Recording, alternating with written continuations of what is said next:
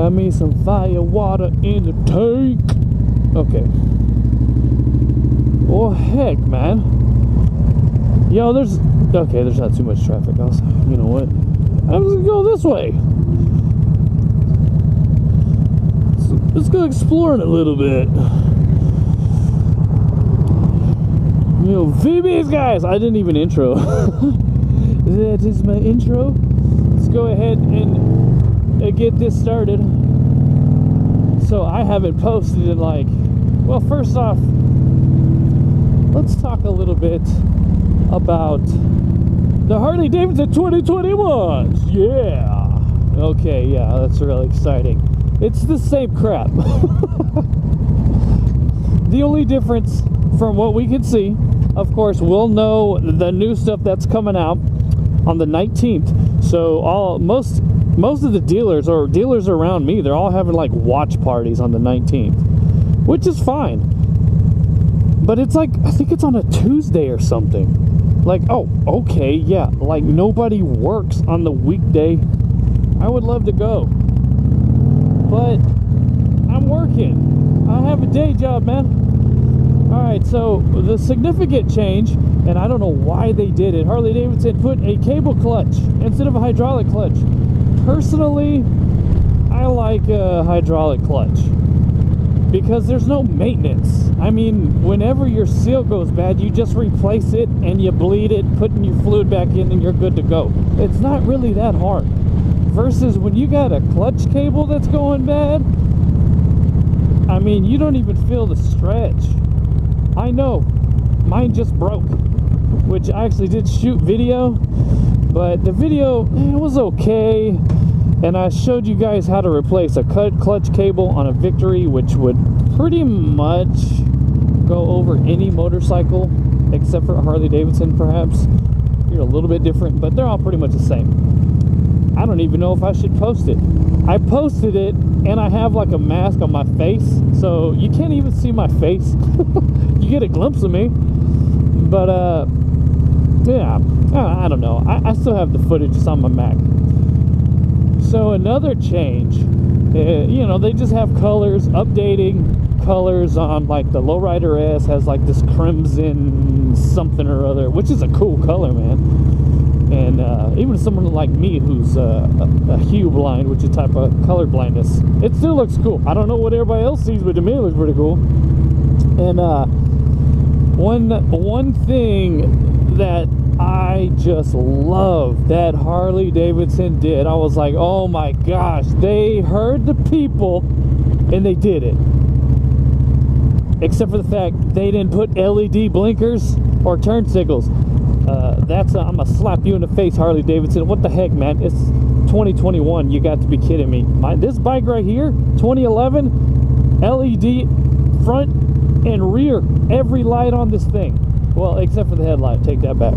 At least the turn signals and brake lights. But Harley Davidson did something that people do when they buy a certain Softail, a Sport Glide. They paint match the bags. Oh yeah, they paint match the bags. And I'll be honest, those bags are pretty dope. So that bike looks way better. It looks more premium. I mean, the matte bags it had on there. So if you had like let me see, if you had the orange Sport Glide and then you have those matte black bags, I mean, it looks fine. It just doesn't look premium. I mean, you're paying like $18,000 for this motorcycle and you don't put paint on the bags. Well, good on you, Harley, for doing it. Now, I'm actually I like the Sport Glide a lot. One, because it's got these cool shaped clamshell bags, which I'm actually a fan of those bags. Most of the time I'm not. I'm real picky about bag shapes, you know. But the shape of those bags, they're dope. I mean, that's all I got to say about them bags, man. They're cool looking. And I don't really like that little bikini fairing type thing they got going on. I think it would look better with an FXR T fairing. But if Harley Davidson would have put an FXRT fairing on that thing, I mean, then the Road Glide would be like, why would I buy a Road Glide when I can get this bike that's like 700 and something pounds, 5-gallon fuel tank, I got enough space in these bags. Well, it's more sport, right? That's why it's called a Sport Glide. And that's another thing. If it's a Sport Glide, put a 114 in it, man. It's the sport. Or if you're going to attach sport to it, put a 117 in it, because the Lowrider S has a 114. I mean, even the Heritage gets a 114, right? The not the Classic, or is it the Heritage? The Heritage, I don't even know what the heck they call it, because they have a Classic one and then the regular one. So yeah, the Sport Glide, I'm really excited about that one. They got a real cool, like gun I want to say gunship gray, but no, they had that on a CVO. It's some cool metallic gray looking. Yeah, let's just keep going. I'm going way far from home. Okay, so you know, pretty much all the models are the same. Little differences here and there. Heritage has a different badge on it. The touring bikes have a different badge on it, different colors, blah blah blah, all that kind of stuff, and cable clutch on the touring models. Now, why did they do that? Is it because it was cheaper to do? That's what most people are thinking, right? Because it's cheaper. Here's my theory. I'm thinking, and anybody who has a Harley Davidson touring model, if you have oil transfer from your transmission side to primary, you know that Harley Davidson put a vent on the primary side so it can breathe, right?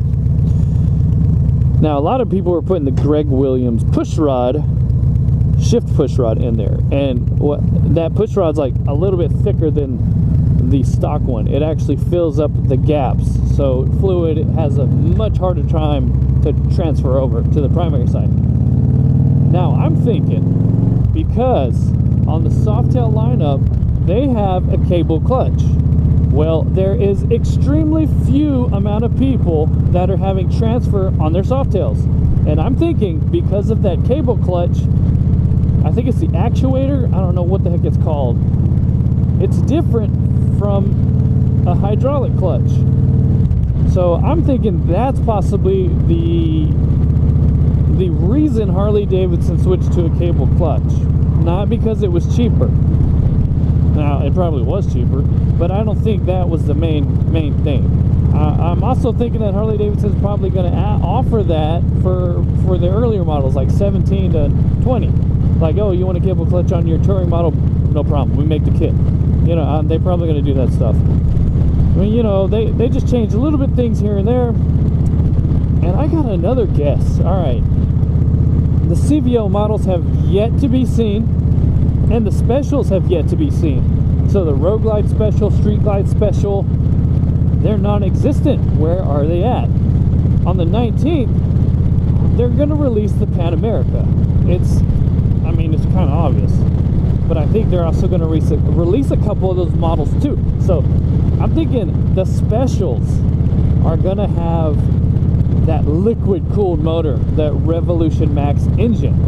I'm thinking it's going to have that motor in there, and that's going to directly compete with the Indian Challenger. So we're going to get another beastie liquid cooled motor.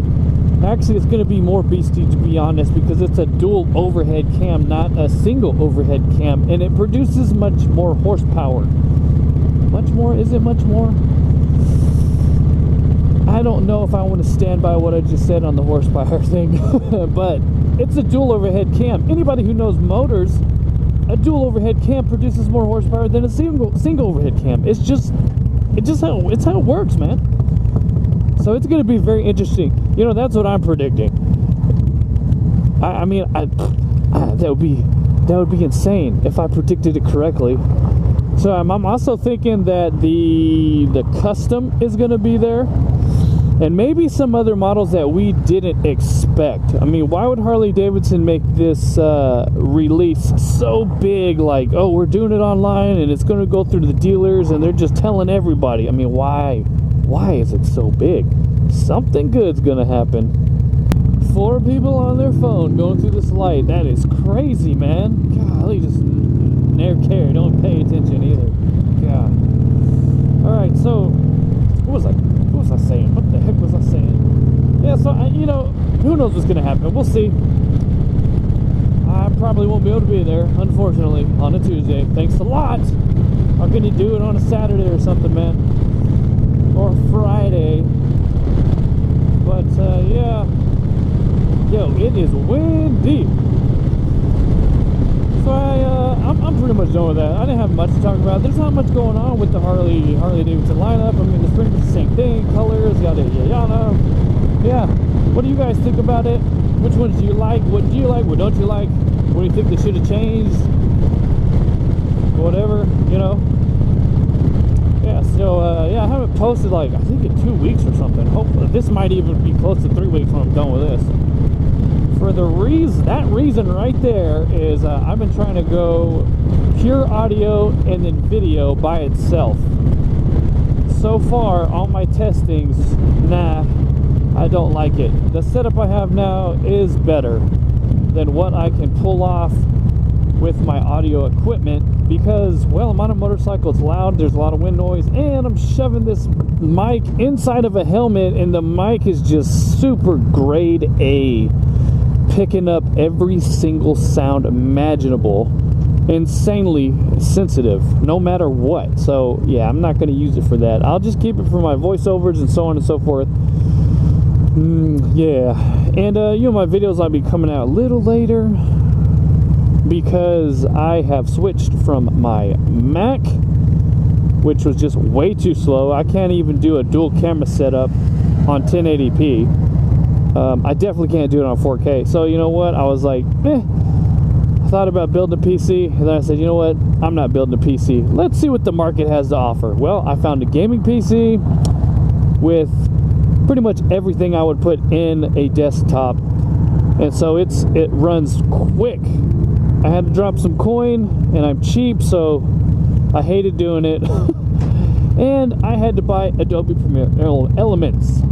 So now I say all that because I'm going to have to learn a new program. I know Photoshop and Premiere has a lot of the same cues as Photoshop merging, but it's going to take me I'm thinking a couple months to really get it down to, you know, something consistent in the video range. But since my laptop is going to be faster, I'm processing, and I'm not having to sit there and wait like 30 minutes for a stupid video to render. That's annoying. And I'll be able to have I can have multiple channels with Premiere. It is amazing. I used it the first time yesterday and I enjoyed it. I still have a lot to learn on though, for sure. But yeah, there's going to be some videos coming at you guys. I'll be able to get a little bit more creative. Premiere has a lot more stuff I can use, and I'm looking forward to learning something new. On that note, guys, ride what you ride, keep it Vbeast mode, and ride till the wheels fall off. This has been another random weekday video by your very own Vbeast. Thanks for watching, guys. Please like, comment, and subscribe. Most of all, have a Vbeast day.